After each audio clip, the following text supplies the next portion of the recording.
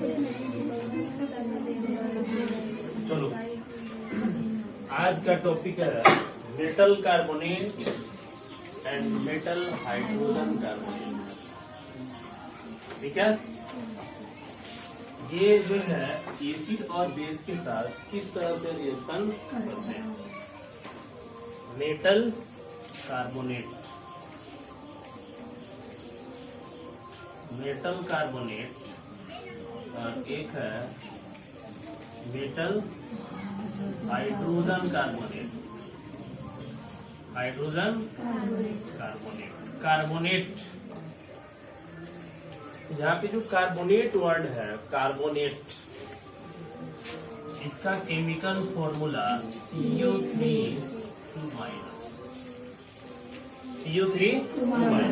यही कार्बोनेट।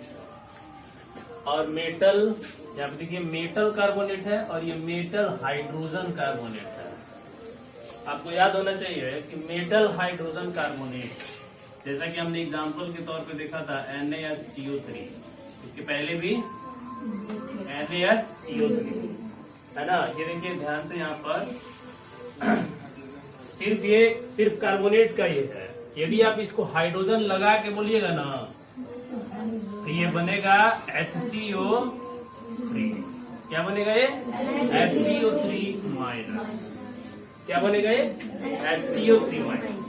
सिर्फ कार्बोनेट के लिए बोलिएगा तो CO3 माइनस, हाइड्रोजन कार्बोनेट के लिए बोलिएगा तो HCO3 माइनस। ठीक है, तो यहाँ आप देख सकते हैं HCO3 माइनस लगा हुआ है ना, HCO3 माइनस, तो इसका मतलब ये हुआ हाइड्रोजन कार्बोनेट। क्या हुआ? Hydrogen carbonate. सोडियम लगा है तो सोडियम हाइड्रोजन कार्बोनेट इसको पढ़ेंगे। सोडियम हाइड्रोजन कार्बोनेट इसको पढ़ेंगे। और सिर्फ कार्बोनेट की यदि हम बात कर रहे हैं तो Na2CO3, अब हो गया सोडियम कार्बोनेट। क्या हो गया ये? Sodium carbonate. देखो यहाँ पे 2 क्यों नहीं लगा और यहाँ पे 2 क्यों लगा? इसके पीछे रीजन ये है कि सोडियम जो होता है ना, इसकी वैलेंसी 1 होती है और HCO3 पर चार्ज कितना होता है? 1 ही होता है ना, माइनस में एक प्लस में होता है। तो इसके हिसाब से चलिएगा तो ये क्या बनेगा? Na, 9th क्लास को याद कीजिए, NaHCO3 एक चार्ज अधिक नहीं है, एक चार्ज की कमी है। तो सोडियम क्या करेगा? अपना चार्ज इसको दे देगा तो फुलफिलमेंट हो जाएगा और बना लेगा NaHCO3। लेकिन Na2CO3 की यदि हम बात कर रहे हैं, NaHCO3 अब इसके पास 2 की कमी है, तो सोडियम क्या करेगा? देगा इसको। तो एक सोडियम से देने से नहीं ना होगा। एक सोडियम के पास एक ही इलेक्ट्रॉन रहता है, एक ही वैलेंसी रहती है ना, एक ही इलेक्ट्रॉन अपना डोनेट कर सकता है। इसके 2 को चाहिए ना, तो ये भी देगा और ये भी देगा।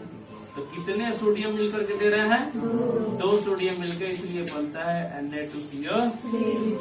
तो ये है सोडियम कार्बोनेट। इसको नॉर्मली क्या बोलेंगे? हाँ, सोडियम कार्बोनेट बोलेंगे। और इसको क्या बोलेंगे? Sodium hydrogen carbonate. Sodium hydrogen carbonate, इसी को हम कभी कभी बाय कार्बोनेट भी कहते हैं। सोडियम हाइड्रोजन कार्बोनेट यानी बाय कार्बोनेट के भी नाम से जाना जाता है। आए समझ में? तो ये क्या है? सोडियम कार्बोनेट है ना, और सोडियम हाइड्रोजन कार्बोनेट। आए समझ में? इसी तरह से अदर मेटल से जोड़िएगा। मेटल करने का मतलब मेटल होता है, कोई भी मेटल लग सकता है। Mg के कैल्शियम जोड़िए। चलिए कैल्शियम के साथ जोड़िएगा तो क्या बनेगा? CaCO3। CaCO3, तो CO3 क्या है? कार्बोनेट है, तो ये क्या बना? Calcium carbonate. क्या बना ये? Calcium carbonate. यदि यही CaHCO3 रहता तो ये क्या बनता? Calcium hydrogen carbonate. क्या बनता? Calcium hydrogen carbonate. उसी तरह से Mg रहता तो MgCO3, हाइड्रोजन कार्बोनेट जोड़ते तो MgHCO3। आए समझ में? तो ये कितना बनता? हाँ, मैग्नीशियम कार्बोनेट, मैग्नीशियम कार्बोनेट। अब थोड़ा सा अब गौर कीजिए इस पर। यहाँ देखिए CO3 के पास 2 चार्ज था और कैल्शियम के पास भी 2 चार्ज था, दोनों कैंसल आउट हो गए, तो ये बन गया CO3। अभी यहाँ पर HCO3 के पास कितना चार्ज है? 1 है, लेकिन 1 है और कैल्शियम के पास कितना है? 2। कहा कैंसल आउट हुए, इसीलिए इसको क्या कर देंगे हम? होल 2। क्या कर देंगे? होल 2। उसी तरह से ये भी क्या होगा? होल 2 होगा। तो मैग्नीशियम, मैग्नीशियम कार्बोनेट, और ये क्या बनेगा? Magnesium hydrogen carbonate, magnesium hydrogen carbonate, hydrogen carbonate, hydrogen carbonate. आया समझ में? हिंदी वालों को बात समझ में आ रही है? मैग्नीशियम कार्बोनेट हिंदी में लिखो चाहे इंग्लिश में लिखो, वही पड़ता है, ठीक है? इसीलिए तुम लोग सोच रहा होगा सर हिंदी लिखे नहीं रहा है ना। अब हाँ, हिंदी में वही पढ़ोगे और इंग्लिश में भी वही पढ़ोगे। आया समझ में? और ये NaHCO3 का बात है, तो ये भी इंग्लिश मीडियम वालों को उर्दू में पढ़ाना है, हिंदी मीडियम वालों को हिंदी में पढ़ाना है।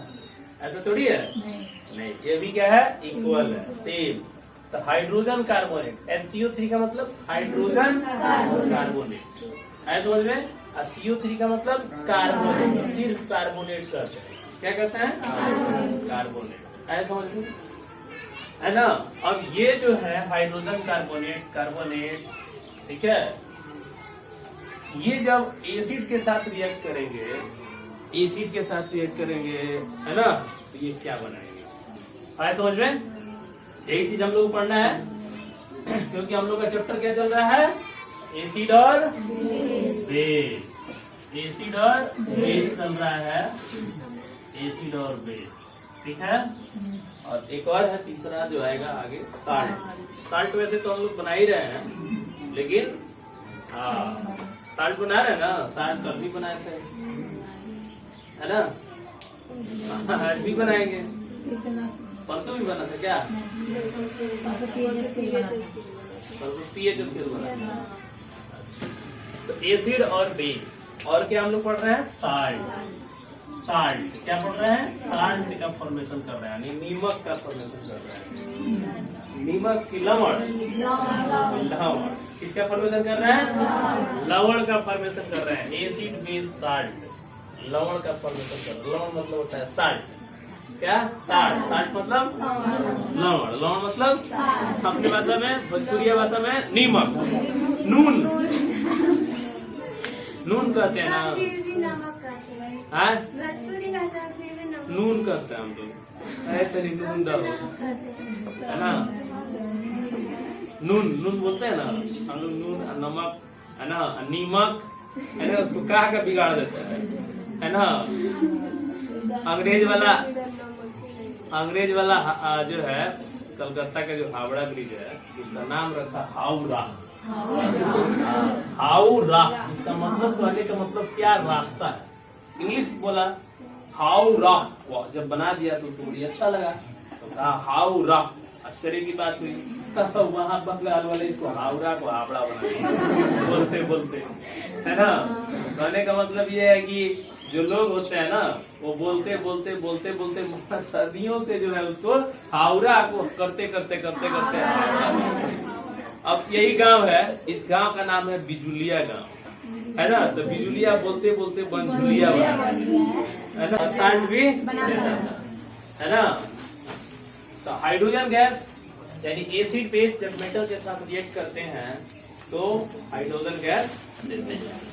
आज हम लोग को पढ़ना है कि ये एसिड बेस मेटल के साथ रिएक्ट करेंगे तो मेटल कार्बोनेट के साथ और मेटल हाइड्रोजन कार्बोनेट के साथ रिएक्ट करेंगे तो आप बताइएगा, उसमें तो हाइड्रोजन गैस निकल रहा है, इसमें कौन सा गैस निकलेगा?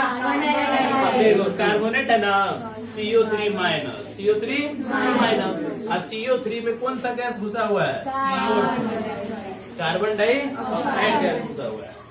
ऐसा समझ में कार्बन डाइऑक्साइड गैस हुआ है, तो जैसे रिएक्ट करेगा तुरंत जो है कार्बन डाइऑक्साइड इसमें से बाहर हो जाएगा, ठीक है। और इसमें देखो और भी कुछ है, हाइड्रोजन है ना, सीधे पानी बना देगा, जल बना देगा।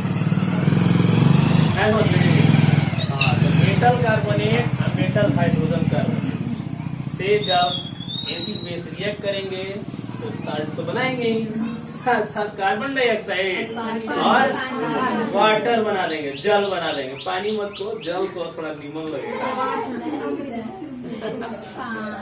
पानी गेहुआ के भिट कहीं धनवा के पैडी नियरा बोलावे खातिर नियर भैया जी कमलियर कहीं। इंग्लिश सिखाने का तरीका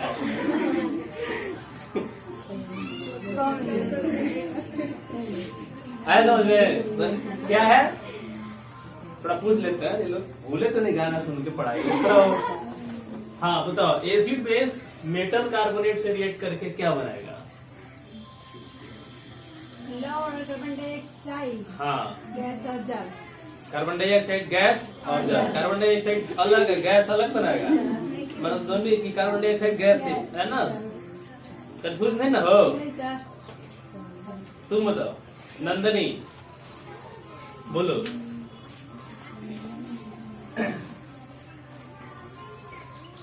बोलो जी।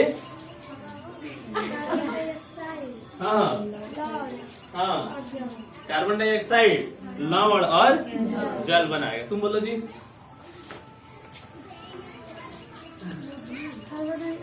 हाँ, लवण और जल बनाएगा। बैठो, तुम बोलो। Plus carbon dioxide gas. हाँ, काहे बनेगा ये, काहे बनेगा, काहे बनेगा बताओ। हैं? अम्ल और धातु से भी क्रिया करेगा। हाँ, तुम बोलो।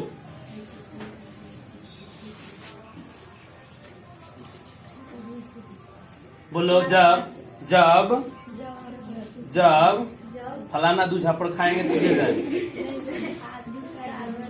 बोलो।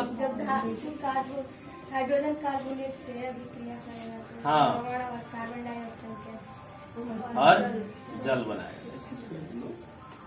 नीक लगे। बोलो जी। तुमको तो काट देंगे हम, सोच लो, सारा बात माजी बुलवा देंगे। जब धातु अम्ल के साथ अभिक्रिया लवण और कार्बन डाइऑक्साइड जल बनाते हैं। हाँ, फिर से बोलो। धातु अम्ल के साथ अभिक्रिया करेगी। हाँ, लवण कार्बन धातु धातु कार्बोनेट हाँ अम्ल के साथ अभिक्रिया करेगा। हाँ लवण हाँ कार्बन डाइऑक्साइड गैस हाँ और जल बनाता है। और जल बनाता है। पीछे से बोलो जी, पीछे से बोलो। सब लोग पारी पारी से बोलो। हाँ, अम्ल के साथ अभिक्रिया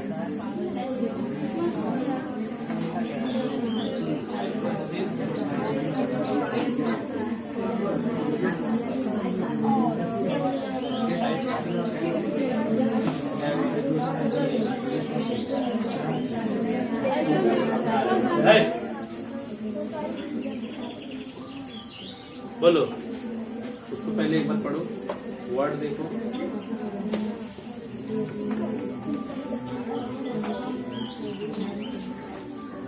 बोल दिया है तो बोलो, दिमाग से फायदा बोलो जी। Ravi, when acid and base हाँ। react with हाँ hydrogen हाँ, carbonate, मेटल हाइड्रोजन कार्बोनेट, ऐसे बोलो। Metal hydrogen metal hydrogen carbonate और metal carbonate metal carbonate forms forms salt. salt H2O हाँ, एंड CO2 एंड CO। ठीक है बेटा, बोलो जी। When acid and base react with metal hydrogen carbonate and form salt H2O and CO2. H2O and CO2। बैठो बोलो। When acidium is reacted with metal carbonate or metal hydrogen carbonate, they form CO2 plus salt. बस चलो, यानी अब इसका statement लिखेंगे हम लोग। ये तो स्टेटमेंट हो गया ऑलरेडी। इसका रिएक्शन लिखेंगे। क्या रिएक्शन करेगा? तो मेटल कार्बोनेट और मेटल हाइड्रोजन कार्बोनेट आए समझ में, दोनों एसिड से रिएक्ट करेगा। किससे? एसिड से रिएक्ट करेगा तो बनाएगा साल्ट CO2 है ना, and salt CO2 and CO2 किस फॉर्म में निकलेगा? गैस। H2O किस फॉर्म में निकलेगा? और साल्ट किस फॉर्म में निकलेगा? Aqueous solution. कौन सॉल्यूशन? एक्वस सॉल्यूशन, जलीय विलयन, इसलिए कि H2O इसी में ही रहेगा। आज समझ में, एक्वस सॉल्यूशन। आज समझ आ रहा है? तो मेटल कार्बोनेट और मेटल हाइड्रोजन कार्बोनेट एसिड से रिएक्ट करेंगे और बनाएंगे साल्ट, कार्बन डाइऑक्साइड और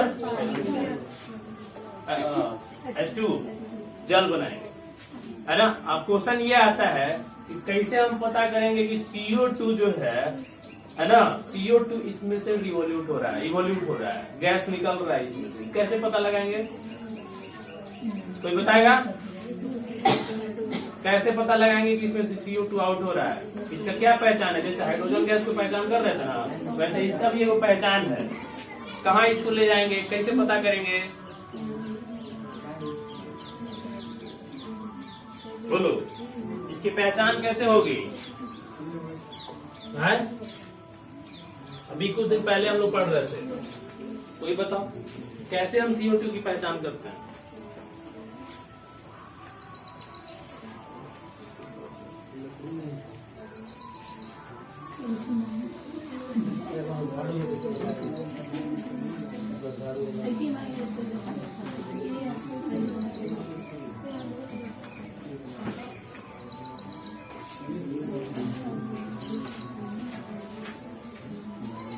मार दिया।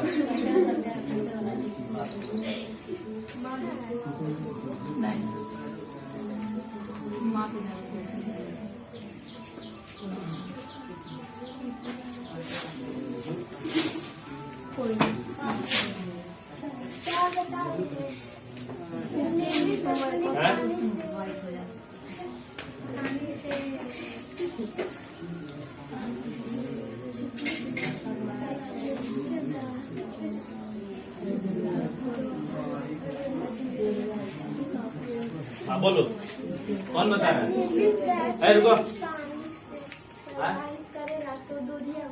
क्या? जब निर्मित गैस हाँ। पानी से प्रवाहित, हाँ, निर्मित गैस, जो इसमें गैस बनता है उसको कहाँ पास करेंगे? चूने के पानी में। चूने के पानी में जब प्रवाहित करेंगे तो वो क्या हो जाएगा? दूधिया हो जाएगा, मिल्की हो जाएगा। अभी लास्ट क्लास में हम लोग पढ़े थे, और इसी की वजह से हम पहचान कर सकते हैं कि इसमें से कार्बन डाइऑक्साइड गैस निकल रहा है। ठीक है? हाँ।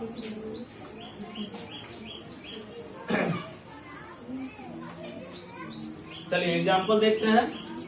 मेटल कार्बोनेट एग्जाम्पल में लेते हैं कि मेटल कार्बोनेट में Na2CO3 है, इसको हमको एसिड मान लेते हैं, HCl हो गया, से रिएक्ट हमको कराना है। तो ये है Na और ये है Cl, ये दोनों एक साथ कंबाइन हो जाएंगे। NaCl प्लस बदले में क्या मिलेगा? CO2 और क्या मिलेगा? H2O मिलेगा। आया समझ में? देखो बन गया ना। ये हुआ हमारा सोडियम कार्बोनेट। क्या हुआ ये? हाँ, सोडियम कार्बोनेट हुआ, सोडियम कार्बोनेट। और ये हो गया हाइड्रोक्लोरिक एसिड, हाइड्रोक्लोरिक एसिड। और ये क्या हो गया? साल्ट, जिसको हम बोलते हैं, है ना, ये साल्ट यानी सोडियम क्लोराइड हो गया। क्या बन गया ये? हाँ, सोडियम क्लोराइड। और ये बन गया क्या? कार्बन डाइऑक्साइड, कार्बन डाइऑक्साइड बन गया। और ये क्या बन गया? वाटर बन गया। ऐसा समझ में? वाटर बन गया। देखो, तो सोडियम कार्बोनेट हाइड्रोक्लोरिक एसिड से अभिक्रिया करेगा तो बनाएगा सोडियम क्लोराइड, कार्बन डाइऑक्साइड और वाटर। और वाटर, इसको बैलेंस करना पड़ेगा। तो बैलेंस कर देते हैं, है ना। बैलेंस करने का मतलब इधर देखो दो सोडियम है ना, तो 2 सोडियम कर देते हैं, और 2 हाइड्रोजन है तो 2 हाइड्रोजन कर देते हैं, बैलेंस हो गया। ऐसा समझ में। तो हम क्या इसमें जानेंगे कि मेटल कार्बोनेट जो होता है एसिड के साथ रिएक्ट करके साल्ट CO2 और H2O बनाता है। ठीक है, इसका एग्जांपल हमने देखा। अब एक एग्जांपल लेते हैं NaHCO3 का।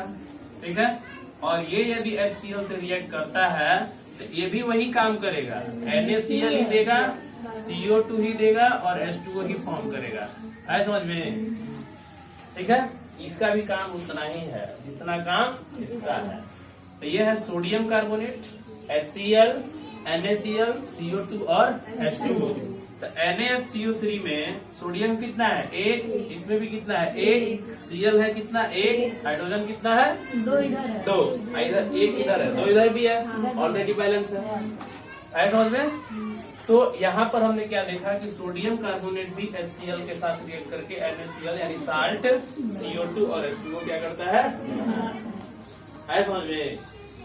ठीक है, तो इस तरह से ये एग्जाम्पल हो गया। और भी हम एग्जाम्पल चाहे तो ले सकते हैं, जितना हम यहाँ पे ये देख सकते हो CaHCO3 लिए हुए हैं।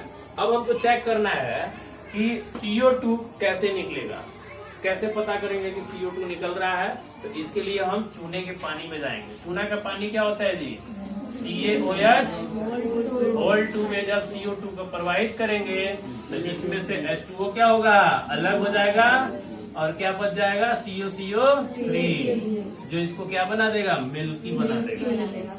क्या बना देगा, मिल्की। मिल्की मतलब दूधिया बना देगा। चूने के पानी में ऑलरेडी कैल्शियम ऑक्साइड है। क्या है, कैल्शियम ऑक्साइड है, यानी इसमें जो है चूना है, कली चूना। कौन चूना है, कली चूना से बना था ना, कली चूना है। और जैसे ये कार्बन डाइऑक्साइड से रिएक्ट करेगा बना लेगा कैल्शियम कार्बोनेट। ये देखो यहाँ बनाया है, क्या बनाया है, कैल्शियम कार्बोनेट। और कैल्शियम कार्बोनेट से क्या रिलीज हो रहा है, इसमें H2O। देखो दोनों को अलग कर दे रहा है। तो दोनों को अलग करेगा तो ये चूना अलग हो गया और जल क्या हो गया, अलग हो गया। तो मान लो चूना ही रहेगा लेकिन जल में रहेगा तो कैसा दिखेगा, व्हाइट दिखेगा ना। तो दूधिया किस कलर का होगा ये, यानी इसको मिल्की हो जाएगा, यानी दूधिया हो जाएगा। कैसा, दूधिया हो जाएगा। ऐसा समझ में। ठीक है, तो एग्जाम में मान लीजिए जब आ जाए कि व्हाट हैपेंस, क्या होता है कि when metal carbonate and metal hydrogen carbonate react with acid और बेस, है समझ में। तो आंसर क्या बनेगा, it forms salt, carbon dioxide and water. ये बात समझ में आ गया। तो क्या टॉपिक था हम लोग का कि मेटल कार्बोनेट और मेटल हाइड्रोजन कार्बोनेट जब ये एसिड के साथ रिएक्ट करेंगे तो ये क्या बनाएंगे, है समझ में। तो लवण, साल्ट, लवण यानी साल्ट और प्लस कार्बन डाइऑक्साइड और प्लस H2O। ये बात समझ में आ गया। चलो इसको पहले क्वेश्चन लिख लो।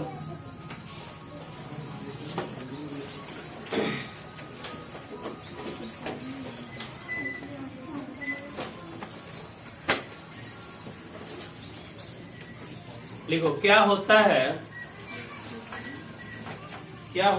जब धातु कार्बोनेट, धातु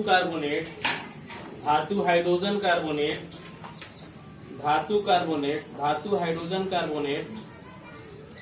धातु हाइड्रोजन कार्बोनेट, धातु हाइड्रोजन कार्बोनेट,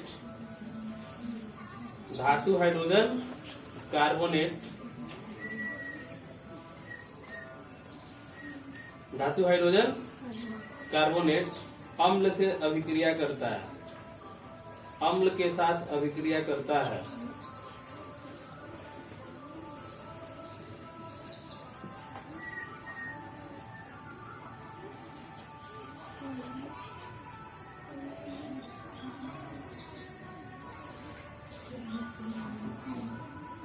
एग्जाम्पल दी।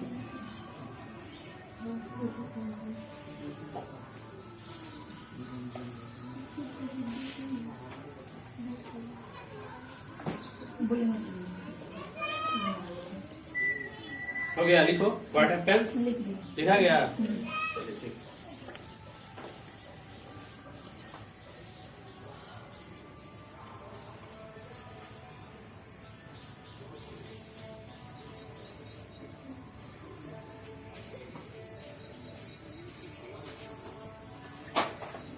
अब देखो, अब यहाँ पर जो कैल्शियम कार्बोनेट है ये व्हाइट कलर का होगा यहाँ पर, ऐसा समझ में। चलिए अब यहाँ पर हमने देखा कि जो CO2 आउट हो रहा है ना, इससे हम इसको कहाँ ले के जा रहे हैं, COH ले करके जा रहे हैं, तो यहाँ हमको जो है मिल्की एक सॉल्यूशन प्राप्त हो रहा है। चलिए अब एक और एग्जांपल देखते हैं कि जैसे मान लीजिए कि CaCO3 है ना, और यदि यह HCl के साथ रिएक्ट कर लिया तो ये क्या बनाएगा, CaCl2 प्लस CO2 बनाएगा और H2O बनाएगा। और यहाँ भी क्या निकल रहा है, CO2 निकल रहा है, यानी कार्बन डाइऑक्साइड निकल रहा है, कार्बन डाइऑक्साइड निकल रहा है ना।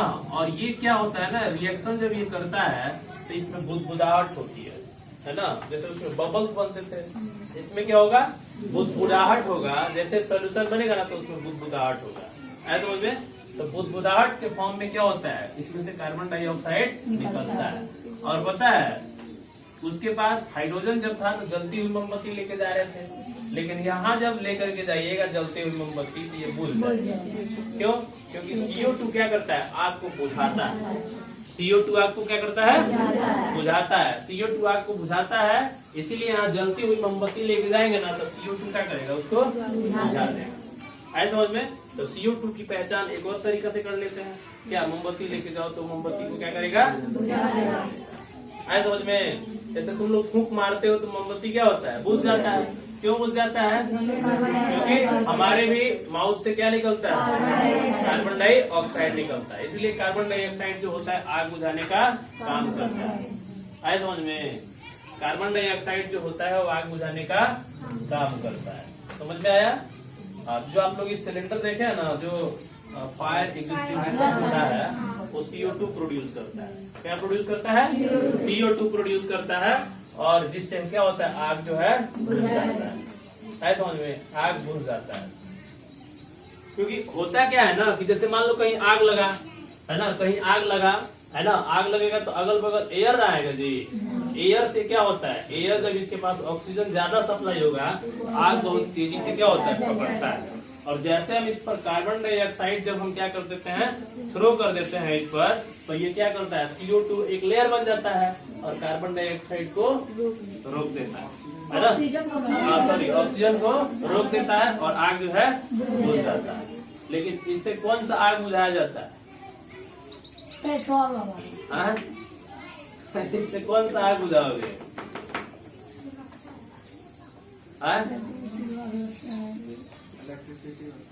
जैसे हाँ इलेक्ट्रिसिटी वाला इसी से बुझेगा। तो इलेक्ट्रिसिटी से आग लग जाएगा, नहीं इलेक्ट्रिसिटी से आग लग जाता तो जरबे न करेगा जी। जैसे कहने का मतलब क्या होता है, देखो एक आग लग गया, मान लो खेत है, खेत में आग लग गया, तो खेत में आग लग गया तो मान लो गेहूं का फसल जल रहा है ना, तो क्या होगा, गेहूं का फसल जल रहा है तो उसको ऑक्सीजन चारों तरफ से सप्लाई होगा, तो हम क्या कर देंगे, इस पर पानी भी फेंक देंगे ना तो ये काम कर जाएगा, है समझ में। लेकिन इलेक्ट्रिसिटी में पानी फेंकेगा, हाँ चल जाएगा तुम भी। इसलिए उसके लिए आग बुझाने के लिए फायर एक्सटिंग्विशर बनाया गया, है समझ में। दूसरा क्या बात कि पेट्रोल वाले, जैसे मान लो पानी पेट्रोल में पेट्रोल जो है यदि इस पर आग लग गया तब भी जो है इसी से बुझाया जाता है। पानी से बुझाएगा तो पानी चल जाएगा नीचे, फिर पेट्रोल चलाएगा ऊपर, वो जलता ही रहेगा। पेट्रोल पानी से हल्का होता है, ठीक है, ऐसा समझ में। तो CO2 क्या करता है, क्लियर हो गया, तो आग को बुझाने का काम करता है। देखो यही टेक्निक है जिसके आधार पर जो है फायर एक्सटिंग्विशर बनाया जाता है। वो लड़का बोतल में देखा है, अरे ये बुझाने वाला रहता है, देखे कहाँ रहता है, सब स्कूल में रहता है, सब पेट्रोल पंप पे रहता है ना, ठीक है। तो यहाँ पर क्या देखें हम कि कैल्शियम कार्बोनेट, ये भी कार्बोनेट लवण है ना, कार्बोनेट है, और HCl से अभिक्रिया करके क्या बना रहा है, CaCl2 कार्बन डाइऑक्साइड और वाटर। तो यहाँ इसको बैलेंस कर देते हैं 2HCl से, सही है, बैलेंस हो गया ऑलरेडी। हाँ हाँ चलो, अम्ल और क्षारक।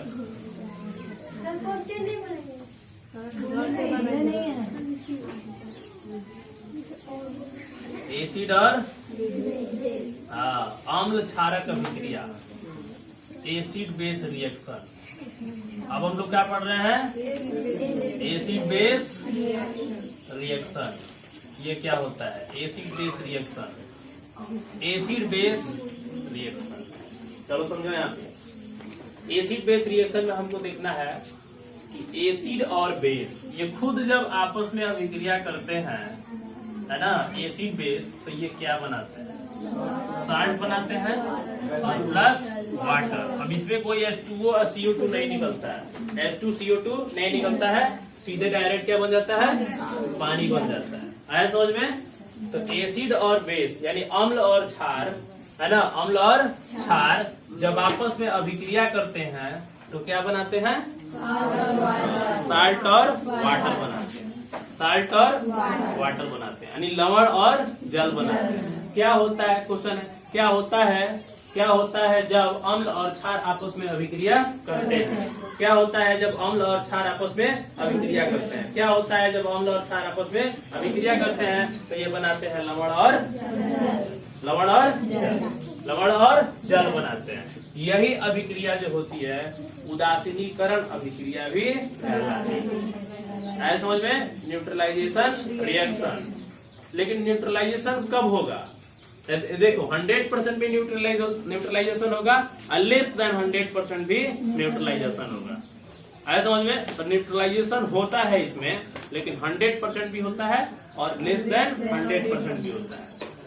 आया समझ में? तो इसको हमको समझना है एसिड बेस रिएक्शन क्या होता है। जैसे मान लीजिए कि HCl है ना, और NaOH, दोनों आपस में रिएक्ट करेंगे। तो जो दोनों आपस में रिएक्ट करेंगे तो Na और Cl मिलके क्या बना लिया? NaCl। और देखो OH और H मिलके क्या बना लिया? H2O बना लिया। देखो लवण बना लिया और जल बना लिया। यही क्या है? साल्ट है यानी लवण है ना, और ये क्या है? वाटर है यानी जल है। ऐसा समझ में? वाटर है यानी जल है। तो एसिड और बेस आपस में अभिक्रिया करके लवण और जल बना लेते हैं। तो यहाँ हमने एग्जाम्पल देखा, HCl और NaOH मिलकर के क्या बना लिए? NaCl और H2O बना लिए। आया समझ में? उसी तरह से H2SO4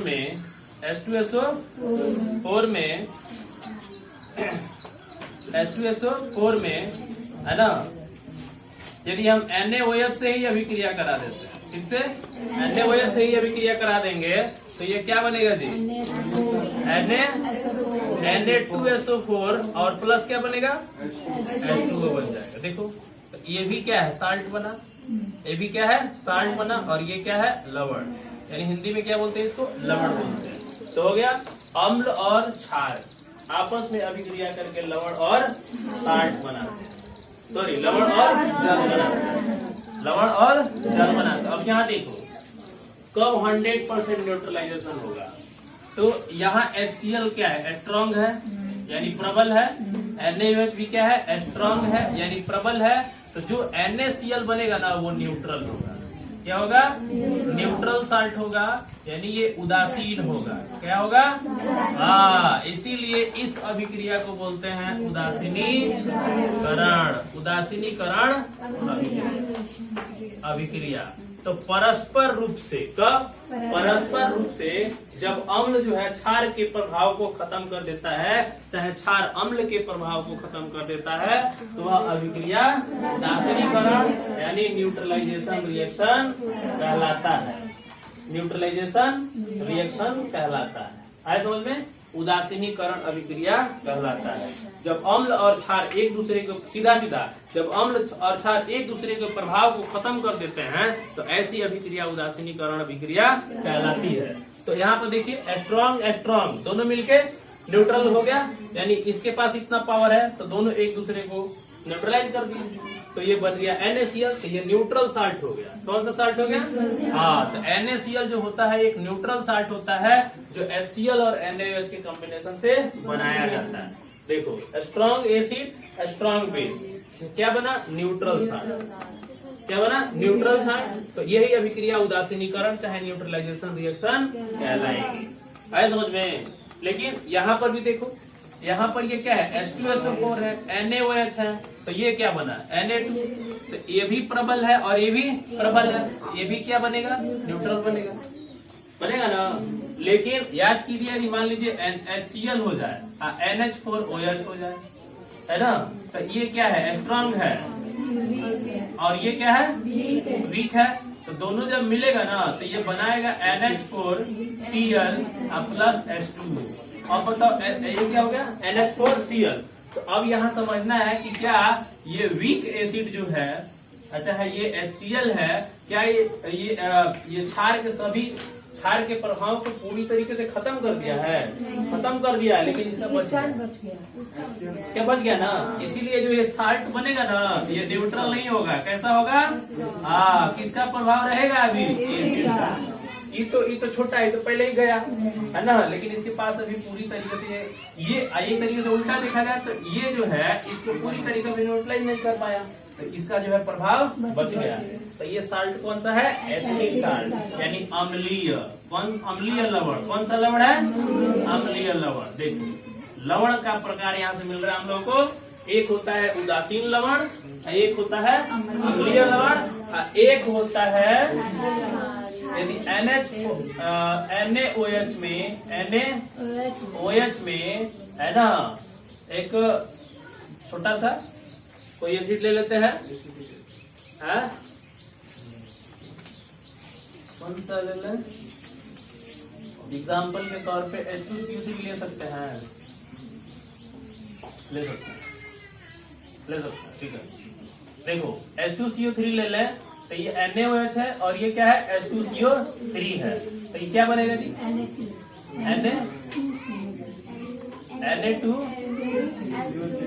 Na2CO3 और क्या बन जाएगा? H2O बन जाएगा, ठीक है। समझ में? तो अब ये जो साल्ट बनेगा वो बेसिक बनेगा। कैसा बनेगा? बेसिक साल्ट बनेगा। यदि हम इसको चाहे तो NaHCO3 भी प्राप्त कर सकते हैं, नहीं प्राप्त कर सकते हैं यहाँ से। तो यहाँ से जो साल्ट बनेगा वो कैसा बनेगा? Basic salt. और बेसिक साल्ट यानी बेसिक बोले तो क्षारीय, और इसीलिए इसका उपयोग जो है एंटी एसिड में करते हैं। ये बेसिक इन नेचर होता है। यदि ये न्यूट्रल रहता तो पेट में कितना खाएगा, वो असर पड़ेगा? दर्द के मारे परेशान रहेगा, खाते जाएगा, कोई असर ही नहीं पड़ेगा। लेकिन ये बेसिक इन नेचर होता है, तभी नहीं असर करता है समझ में? तो NaOH और H2CO3 दोनों को जब कंबाइन कर देंगे तो NaHCO3 बनेगा और H2O बाहर निकल जाएगा। समझ में? H2O क्या होगा? बाहर निकल जाएगा। तो इसको थोड़ा बैलेंस कर देते हैं। हाइड्रोजन का है इधर 2 और इधर कितना है? 3। इधर भी 3 है, इधर भी कितना है? 2 गो, 1 गो, 3 गो, लेकिन सोडियम 1 गो है। सही है, सब बैलेंस है, ऑलरेडी बैलेंस्ड, ऑलरेडी बैलेंस। चलो आए समझ में? तो यहाँ पर जो नमक देख रहे हैं वो कैसा है? हाँ, बेसिक इन नेचर। तो लवण कितने प्रकार के होते हैं? 3 प्रकार के। कौन कौन? उदासीन लवण, उदासीन लवण, अम्लीय लवण और क्षारीय लवण। अम्लीय लवण और क्षारीय लवण। कौन नमक हम लोग खाते हैं? NaCl। कैसा लवण है? Neutral salt. इसी को बोलते हैं कॉमन साल्ट। क्या बोलते हैं? Common salt. कॉमन साल्ट को हिंदी में बोलते हैं साधारण नमक। क्या है? कहीं भी मिल जाता है, इसीलिए साधारण है। सबके घर में जाओगे तो मिल जाएगा ना, सबके घर में मिलेगा। कोई ऐसा घर नहीं होगा जिसके घर नमक नहीं होगा, और जिसके घर नमक नहीं होगा उसका घर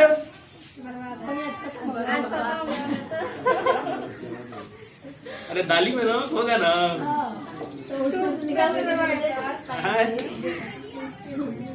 जिसके घर नमक नहीं होगा वो नमक लेने के कितना नीचे बढ़ा बोलेगा तो मांगने का लिया है, जाओ अपने घर।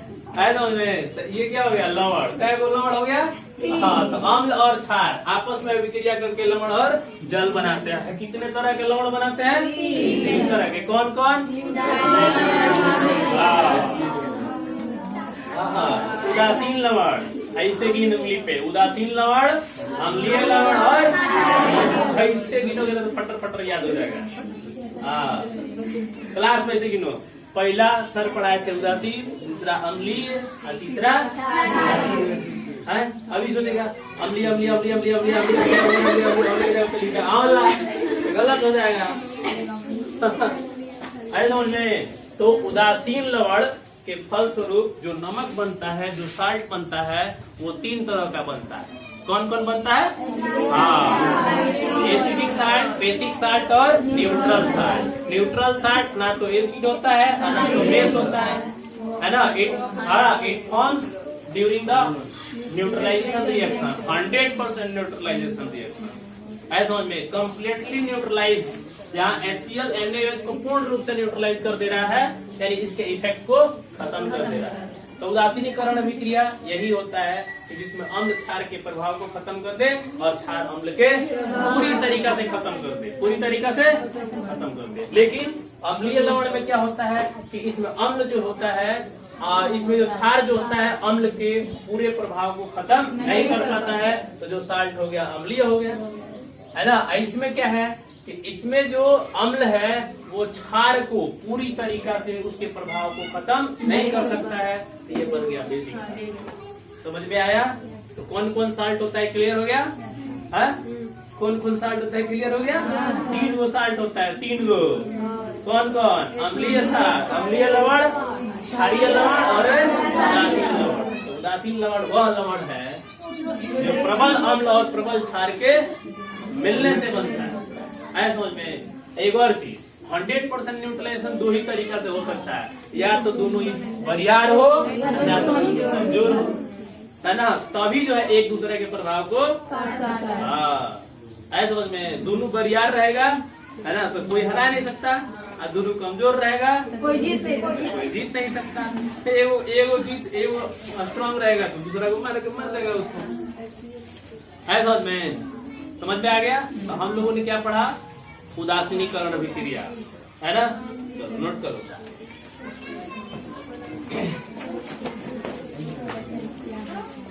नोट करिए। उदासीनीकरण अभिक्रिया से आप क्या समझते हैं? उदाहरण सहित उत्तर दें। उदासीनीकरण अभिक्रिया से आप क्या समझते हैं? उदासीनीकरण अभिक्रिया से आप क्या समझते हैं? उदासीनीकरण अभिक्रिया से आप क्या समझते हैं? उदासीनीकरण अभिक्रिया से आप क्या समझते हैं? हाँ, उदाहरण सहित उत्तर दें। उदाहरण सहित उत्तर दें। हो गया? ये क्वेश्चन हो गया। अगला क्वेश्चन लिखो। क्या होता है जब अम्ल क्षार से अभिक्रिया करता है? क्या होता है जब अम्ल क्षार से अभिक्रिया करता है?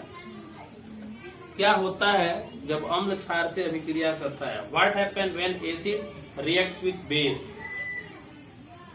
क्या होता है जब अम्ल क्षार से अभिक्रिया करता है? हो गया? लवण किसे कहते हैं? लवण किसे कहते हैं? What is salt and how this forms and how is this formed? यह कैसे बनता है? लवण किसे कहते हैं तथा यह कैसे बनता है? लवण किसे कहते हैं तथा यह कैसे बनता है? How it forms, how it कैसे बनता है? हो गया? लवण क्या है और कैसे बनता है? आगे लिखो। लवण कितने प्रकार के होते हैं? लवण कितने प्रकार के होते हैं? उदाहरण सहित उत्तर दें। लवण कितने प्रकार के होते हैं? उदाहरण सहित उत्तर दें। How many kinds of salt are there?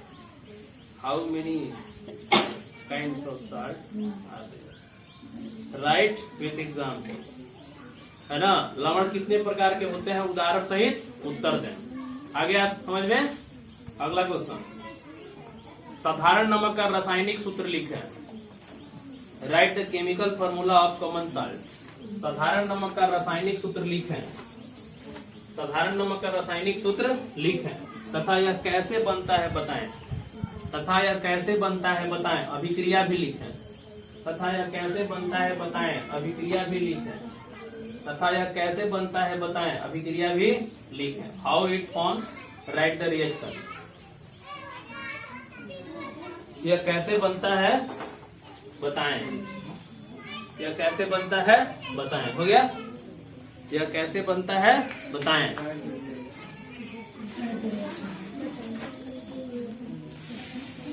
हो गया? यह कैसे बनता है बताएं। हाँ, हो गया। आगे लिखो, लिस्ट द सम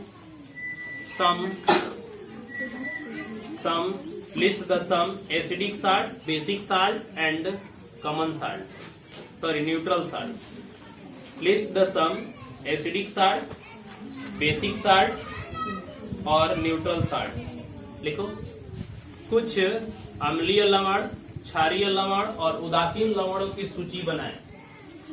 अम्लीय लवण, क्षारीय लवण और उदासीन लवणों की सूची बनाएं। उदासीन लवणों की सूची बनाएं, है ना? लवणों की सूची बनाएं।